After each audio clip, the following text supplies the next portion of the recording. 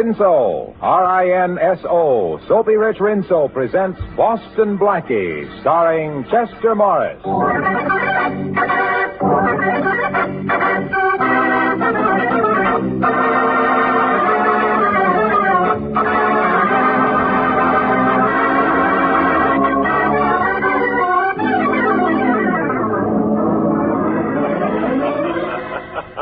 What are you reading, Chief? Little Abner? No, listen to this, Matthews.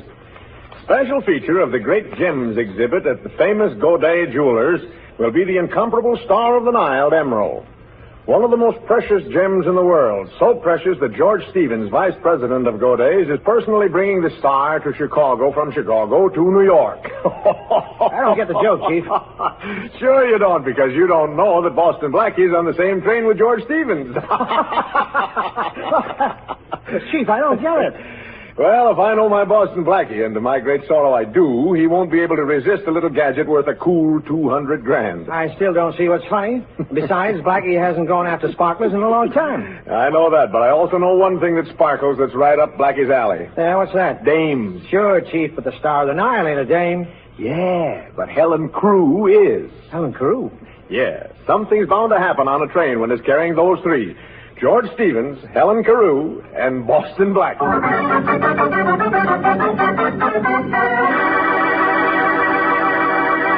Well, nobody has to lead Blackie to adventure because somehow adventure always seems to seek him out. In just a moment, we'll hear more about Blackie and the Star of the Nile. You know, you can lead a soap to water, but you can't always make it give thick, rich suds. Not if it's hard water. And not if you're using one of those lazy bar or skimpy suds package soaps. No, ma'am, that's when you want Rinso. Soapy Rich Rinso on the job. You see, Rinso bubbles up into mountains of suds, practically at the touch of water. Suds that go right to town on your clothes. Suds that get out more dirt to give you that Rinso white, Rinso bright wash. And no hard scrubbing or boiling to ruin your wash day disposition. A short soaking in Rinso suds, a few quick finger rubs on extra soiled places, and your clothes are ready to rinse. So, next wash day, whistle up a Rinso wash. A wash that's rinse and Rinso bright. And now, Chester Morris and the adventures of Boston Blackie.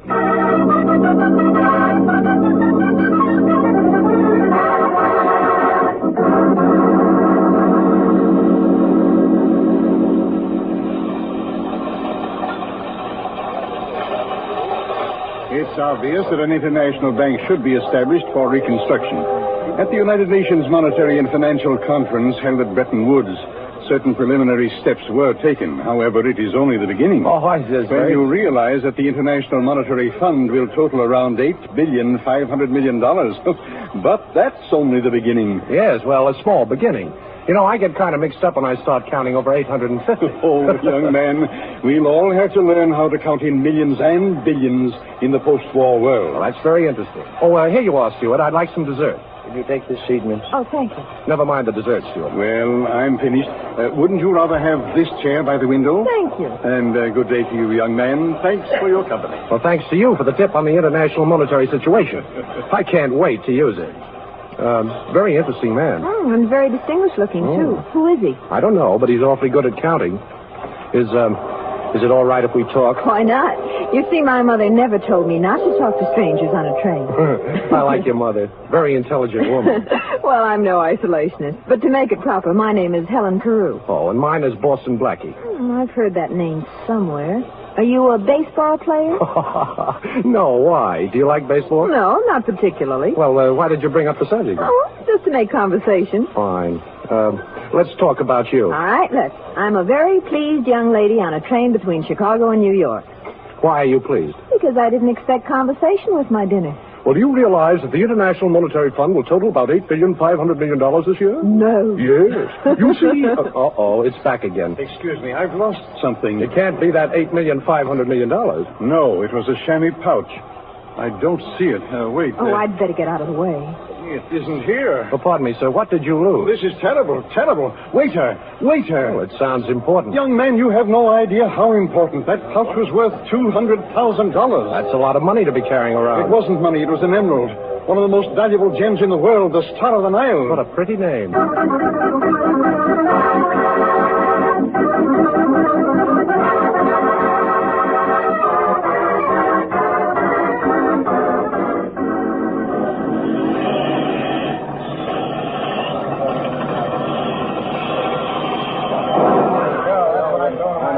I tell you, Inspector, I've been robbed. It was sometime during the dinner hour. The Star of the Nile is missing. Okay, Mr. Stevens, I got that much from the telegram the conductor sent. Now, we'll search every passenger on the train if we have to, so calm down. Now, you say you thought you left it in the diner. Were you alone? No, a young man joined me for dinner, and then later, just before I left, a young lady was seated at our table. Mm-hmm. Friends of yours? Oh, no, just the people one meets on a train. Now, this young man, what was he like? Well, he was a clean-cut-looking chap with dark hair, a good build, nice smile. I'm not a bit surprised. And the young lady? Oh, quite attractive. As a matter of fact, the young man seemed rather taken with her. Well, Mr. Stevens, I don't think you have to worry about your Star of the Nile. I might even say the situation is well in hand. Matthew should be here any moment now with the man we're looking for.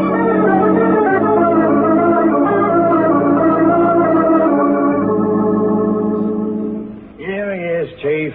Welcome, Boston Blackie. Welcome home. Your new home. As a matter of fact, I've prepared a special escort to take you there. Well, now, how thoughtful, Inspector. But where's the brass band? All right, come off it, Blackie. Where's the emerald? This is a great shock to me, young man. Well, it's no shock to me, sir. I know my Faraday. He never fails. He never fails to be dead wrong. I'm sorry to disappoint you, Blackie. But you were in the diner with Mr. Stevens when the emerald disappeared. Mr. Stevens? I didn't even know that was his name. Oh, now, Blackie, as if you didn't know that Mr. Stevens was vice president of Goday's and that he was carrying the Star of the Nile to New York. As if you didn't read the papers. Of course I read the papers, Inspector, but I was a little more interested in the fact that we'd just taken Cannes and Saipan. Okay. Now, you can tell me all about that at headquarters. Come on, Blackie. Now, look, Faraday, do you mind if I talk this over with Mr. Stevens? Whatever you have to say, you stay at headquarters. Come on. I'll be in touch with you, Inspector. Thanks again. Now, about that brass band, Blackie, I'll arrange to have one when we send you up the river. Oh, are you leaving, Mr. Blackie? Oh, yes. Yes, my Uncle Faraday always brings the town car to meet me. Uncle Faraday, my aunt. Well, your Uncle Faraday must have a lot of influence. I wonder when the police are going to let the rest of us off the train. Well, Miss Carew, I'll see if I can use my ins. You see, he happens to be the police. Oh, Uncle, meet Miss Carew. How do you do, Mr. Pleased Faraday? to meet you. I hope this fellow hasn't taken you in, too. Oh, no, Mr. Faraday. On the contrary, he's been very nice to me. Thank you. Yeah, that's Blackie. Well, you might as well know, Miss Carew. He's being charged with the theft of the Star of the Nile. But that's impossible. Impossible? What do you mean, Miss Carew? Well, I was at the table when Mr. Stevens discovered his loss, and I'm sure that Mr. Blackie had nothing whatever to do with it. You haven't known him as long as I have, Miss Carew. You mean to tell me that Boston Blackie didn't do it? That's exactly what I mean. Well, thanks, Miss Carew, for telling the inspector something that he should have known. He usually goes the long way around. You helped him find the shortcut. Oh, you haven't gone yet, Inspector. No, I'm afraid we'll have to begin all over again, Mr. Stevens. What do you mean? Well, Miss Carew here has a strong alibi for Blackie, and I'm still looking for a loophole, but under the circumstances, I'm afraid I can't hold him. But you're going to do something about it, aren't you, Inspector? Well, after all, you were sure that the emerald must still be on the train. Well, that's right, Mr. Stevens, it is. That's what I tried to tell you before the inspector shut me up. Oh, so you know. Well, come on, Blackie, where is it? I didn't say I knew where. Mr. Stevens, you're rather absent-minded, aren't you? Absent-minded? Why, no. Well, perhaps I'm jumping to conclusions, but, of course, if you remember, you left the diner without paying your bill. I did? Oh, not that I minded buying your dinner, Mr. Stevens, but it occurred to me that if you were absent-minded enough to forget your dinner check, you also might have forgotten something else. How could I forget the Star of the Nile? I put it in my vest pocket just before I went into the diner. Are you sure you put it in your vest pocket, Mr. Stevens? Yes. Well, then the whole thing's solved. You know, all during dinner I was envying you, Mr. Stevens. I really was. You looked so cool and comfortable in that sports jacket you were wearing, and you weren't wearing a vest, Mr. Stevens. I wasn't? Well, that's absurd. Now, wait a minute. Oh, what's going on here? Vests, sports jackets. Come on, Blackie. Don't you remember, Mr. Stevens? Now, let me think. I lay down to take a nap just before dinner. Yeah. I got up and dressed and... By George, you're right. Oh. The emerald must be in the vest that I packed in my suitcase. Oh, Inspector, I'm terribly sorry to have caused you all this trouble, and you, young man, and young lady. Oh, thank you. Thank you very much. Good day. Well, how do you like that? You seem to be disappointed, Inspector. Yeah. You know, if Boston Blackie can sit next to a guy in a train that's got something worth $200,000 and not do something about it, I guess it's time I turned in my badge. Well, you should have thought of that before, Inspector. Yeah. Just think. By now you could have had a cottage, a couple of cows, a victory garden, instead of that pet ulcer of yours. By the way, what do you call it? Boston Blackie. What else? Why, Inspector, how sweet of you. Naming your first one after me.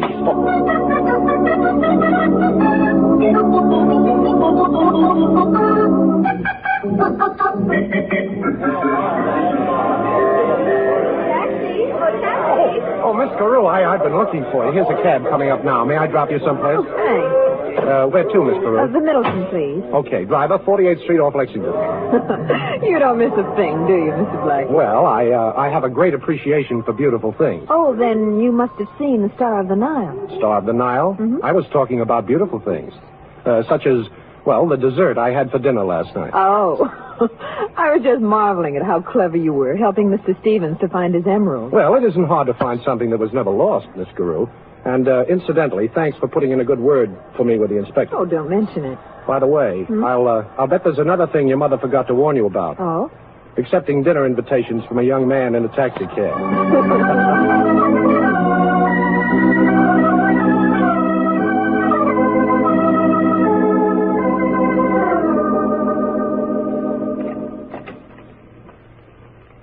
I told you not to disturb me, Miss Everett. I'm too busy to see... Oh, who are you? Louis? Louis? Yeah. Miller said you wanted to see me. Oh, yes, Mr. Louis. Won't you sit down? Now, look, let's get this straight, Mr. Stevens. I don't know you, but Miller said you had a job for a guy with fingers. Well, I wouldn't exactly put it that way, Mr. And another Louis. thing, Mr. Stevens. This is strictly business. Miller says you want me to open up a safe down at Goday's and lift a hunk of jewelry. Well, now... And what's more, Mr. Stevens, I know you're vice president of Goday's. That's your business, but it ain't mine. And if you're worrying about what might happen, you're in a swell spot. After all, who'd the judge believe? Me or you? Well, I'm glad we understand each other, Mr. Louis. The emerald has already been deposited in the Goday vault, and since the exhibit will open tomorrow, there's no reason for any further delay.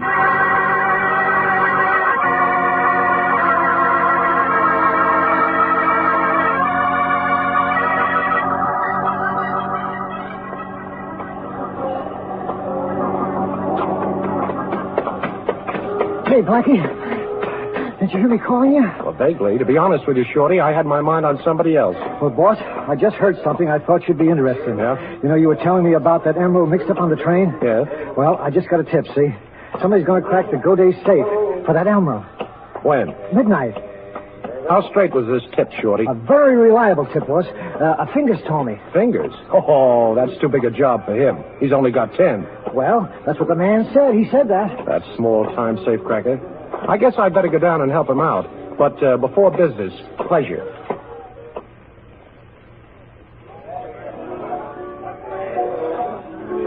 Well, for once, Miss Carew, I can't blame Faraday. After all, he brought us together. Brought us together? Yes. What do you mean? Well, if he hadn't accused me, you wouldn't have had the opportunity to vouch for me, and, well, I wouldn't have had the opportunity to show you my appreciation. Oh, I see. Well, the whole thing was a little silly anyway. Oh, well, not altogether. Faraday has the memory of an elephant and the persistence of a little beaver. And looks like both of them. If anything happens, it's got to be Boston Blackie. Oh, that's a nuisance, isn't it? Oh, I don't know. Faraday hounds me, but it's good to have him around at the wind-up. Blackie, I don't quite make you out, but I like you. Thanks. I hope that's an understatement. Well, I'm surprised the police are so suspicious of you. Oh, that's the story of my life. You see, Faraday has good instincts, only he picks the wrong person. If he knew, for instance, that tonight I may have something to do with robbing a vault, he'd become suspicious right away. But, of course, you haven't anything to do with that. But, of course, I have. Only it's not as bad as it sounds. Oh, now I'm really puzzled. Well, the only puzzle is, why don't I spend the rest of the evening with you? Meaning that you have to leave? Meaning that I have an important conference about something green and something Egyptian. Oh, I see. But like the Sphinx, you won't talk. Perhaps I'll have something to tell you later. I'll get your coat. Oh, thanks. I have your phone. But don't make any dates for the next month. I want to put in my bid first. Hello? Operator, give me Madison 72772. Hello? Inspector? This is Helen Carew. I just had dinner with Boston Blackie. We're leaving now. He's dropping me off at my hotel. He's going down to Goday's. He's out for the emerald. And, Inspector, if you should happen to catch him, please don't mention me.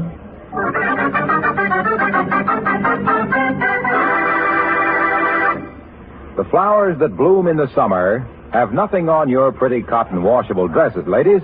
Not when it comes to eye-filling loveliness. And say, you were particular to pick out just the dresses you wanted, weren't you? Well, then you ought to be just as particular about your soap. that's when you want Rinso. Wash after wash, Rinso leaves your clothes bright and new-looking because those power-packed suds get out more dirt. Yes, you'll be proud of your Rinso wash. I'll bet you'll join our chorus of women who've learned to sing their way through wash day like this. Rinso white, Rinso white, happy little wash day song. Rinso white, Rinso white, pretty sing it all day long. Your fine feathered friend has a message to send, so listen, you can't go wrong. Rinso white, Rinso white, happy little wash day song. So get Rinso tomorrow. And now back to Chester Morris and the adventures of Boston Blackie.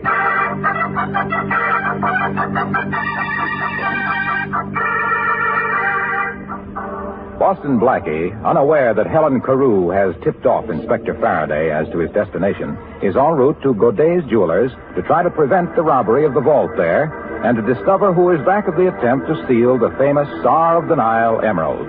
It is midnight at the Godet vault. It's no use, Louis. It's one of them new style vaults. I can't make it out. Well, we got dynamite. I have to use it. I don't like a noisy job, but what is it? Left it out in the alley, boss. Go get it. Okay, I'm good. Try again, Fingers. Stevens is paying off plenty. Well, I'm nervous. This is a big job, boss. Too big for you, Fingers. Okay, stay where you are. Boston Blackie. That's right. What were you saying about a certain Mr. Stevens?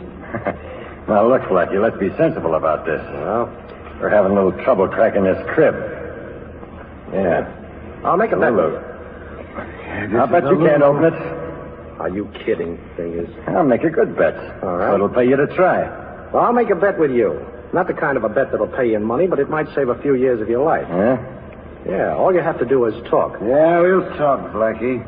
And drop you a rod first. Oh, so you got a little playmate. Okay, take your gun away from my back. Get it, Louis. I get it. You know, Blackie, this is a happy coincidence. As I said before, we can use you. Only now the bet's off. You're just going to do it. Come on, get those fingers working. And suppose these fingers can't open the vault. And the next time you go to buy gloves, you better look for mittens. Come on, take a good look at the crib. Oh, a beautiful job. You know, Faraday should see me now. Okay. Stand back and keep quiet. Yeah, we'll be quiet, all right, but it's up to you, Blackie. This gun can make a lot of noise. Wait a minute. It feels like, there's one. Now, let's try this. Next one. Oh, now that's two. Now... Open up. Break this door down. Come on, let's go on. Yeah, Miller. Is the alley door open? Yeah, and Joe's covering out there. Okay, let's see this. What about Blackie? Forget about Blackie. Come on. Okay. Hey, now, Steve! Stop, Blackie, or we'll shoot! I warned you, Blackie. Hey, this isn't Blackie. Hey, who are these other two? Oh, Louis, huh? Yeah, Fingers and Miller. Hey, what is this, a national convention? Where's Blackie? How'd you know Blackie was going to be down there, Faraday? A little bird told me, but where is he? Well, now, I don't expect you to believe this, Inspector, but so help me. We were passing by the alley, and we heard a noise, and we come in. Naturally curious, you understand? Yeah. And who do you suppose was starting to crack that vault? Don't tell me, Boston Blackie. Yeah. Well, then what are we doing out here in the alley? He couldn't have gotten away. Yeah, Chief, there's only two doors to that room. We came through this one. Hey, so Eddie. he better be back in that vault room. That's right. Eddie, watch these mugs here. Right. Come on, Matthews, let's have a look. Ain't in here, Chief. Ain't in here. Oh, I can see for myself, Matthews. I can see for myself. Must have slipped through the door before we came in. Matthews, you're fired. Me, Chief, I ain't done nothing. That's the trouble. You never do anything. I'll see if the vault's open, Matthews. Okay, Chief. Now, lock sight of the drum. There's a mark on it. Looks like we saved the emerald for go days, huh, Inspector? Yeah, but I wish somebody had saved Blackie for me. Matthews, I hate to say it, but we gave Blackie a break. We came in just in time to save him from getting into trouble.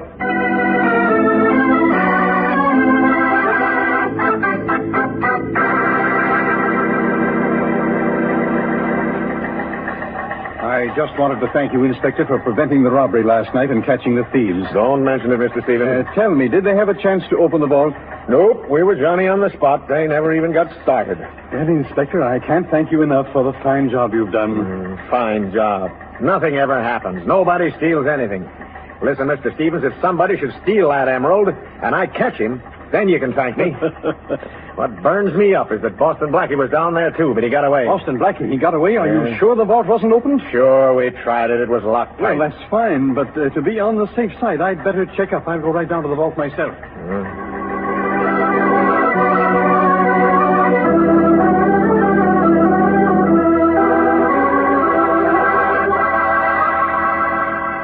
But I tell you, Faraday, it's gone. The emerald's gone. I just searched the vault. It's gone. That's great. I've really got Boston Blackie now. Don't worry, Mr. Stevens. Calm down. You'll get your star, and I'll get Boston Blackie.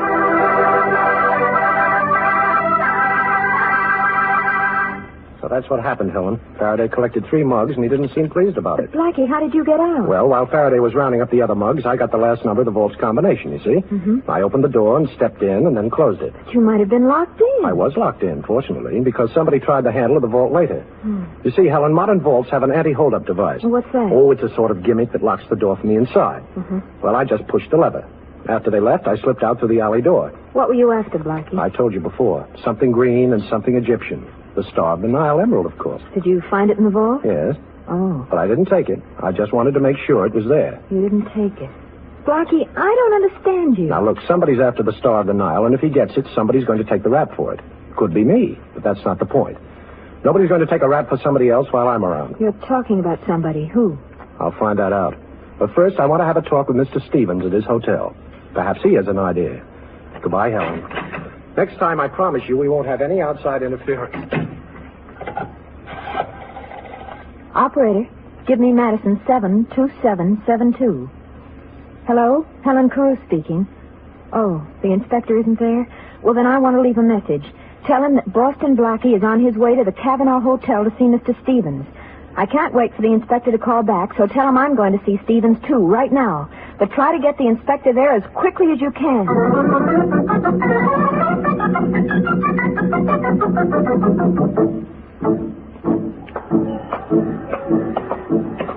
Slow down, Blackie. Slow down there.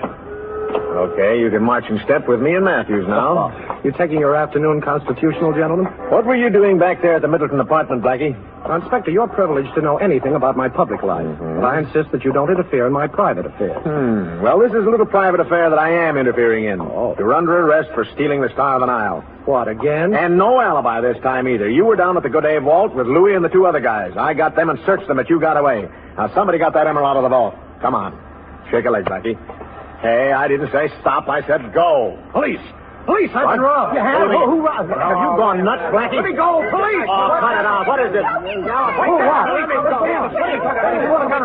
Help. Now, listen, you all really give it to you. Hearing me, threatening me. Oh, he's gone. Matthews, why don't you help me out of this mob? Hey, folks, look, I'm a police inspector. Honest, I am. Matthews, quick, shoot it, Blackie! Hey, listen, all of you, stand back. Lay off that fella. He's a police. That's Matthews. He's police, too. Chief. Thanks, Chief. Say, did Blackie get away? Yeah. Matthews, you're fired!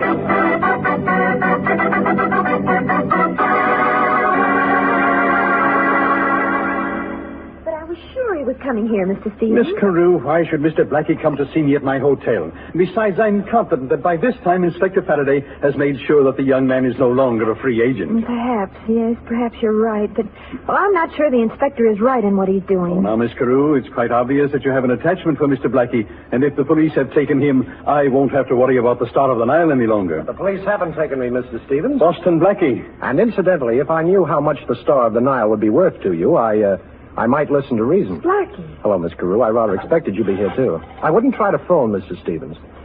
You really don't want the police to come up here. Why not? Because it would be very embarrassing for you. And besides, it would be very embarrassing if I had to use this gun. Blackie, look. Oh, Helen, don't.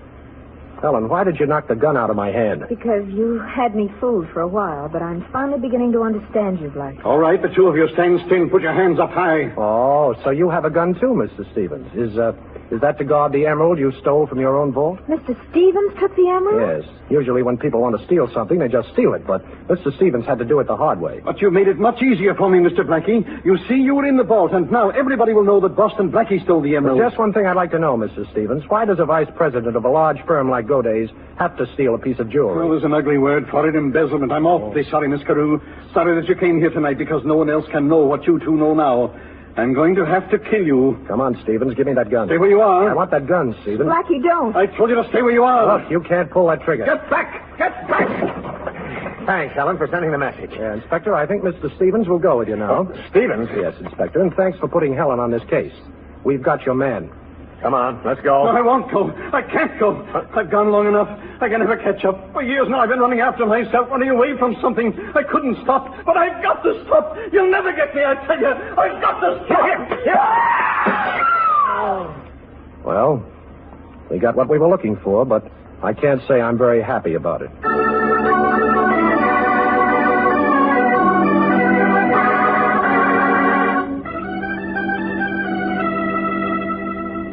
Well, Faraday, this time I really got to thank you. Don't kid me, Blackie. No, on the level. You saved my life. You know, it's the first time in 10 years that I've been scared. Really? Well, you know, Stevens might have pulled that trigger. No such luck. Oh, very funny. Yes, he'd have shot Helen and me if you hadn't knocked on the door. He had only one other way out, Faraday, and because you came in, he took that way. Always blaming it on me, huh? Now, look, Inspector, won't you miss me a teeny little bit? Does a guy miss a headache? You know, Helen, you really had me fooled. Well, let me give you a tip. The next time you call Madison 72772, you better be inside a telephone booth. What? Remember when we were out for dinner the first time? Yeah. Well, I went to get your coat, and as I was leaving, I heard you ask the operator for Madison 72772. My private number. Sure. Only a few people know that number, and I'm proud to be one of them. So you knew I was working for the inspector? Sure, but that didn't matter. You already had your hooks in me, and I couldn't get loose. Well, perhaps now you'd like me to unhook you? Oh, honey, with you, anything goes. By hook or by crook.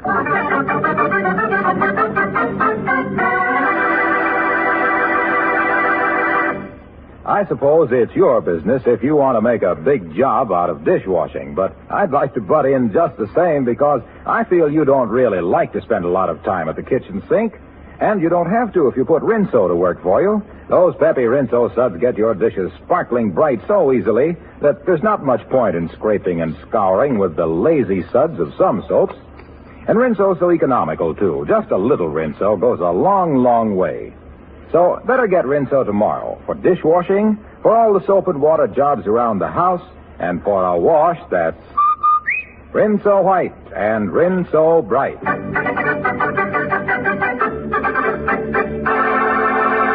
And now a glimpse at next week's adventure of Boston Blackie.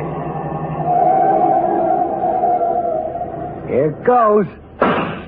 What a crack-up. Them plainclothes cops in that car ain't never going to interrupt another one of our hijack jobs. Plainclothes cops?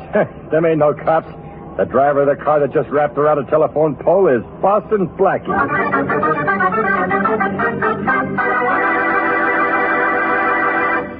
Friends, millions of tons of paper are needed to ship ammunition and blood plasma, so vitally necessary in the winning of this war.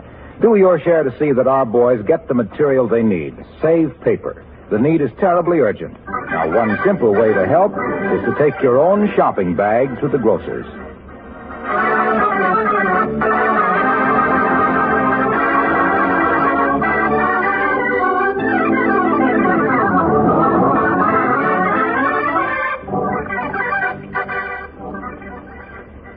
Be sure to listen in at this same time next week for another exciting adventure with Boston Blackie. You can see Chester Morris as Boston Blackie on the screen at your favorite movie theater. Boston Blackie's latest Columbia picture is One Mysterious Night, soon to be released. Richard Lane appears as Inspector Faraday. Music by Charles Cornell. This is Harlow Wilcox saying good night for Boston Blackie, brought to you by the makers of Rinso, the soap that gets clothes.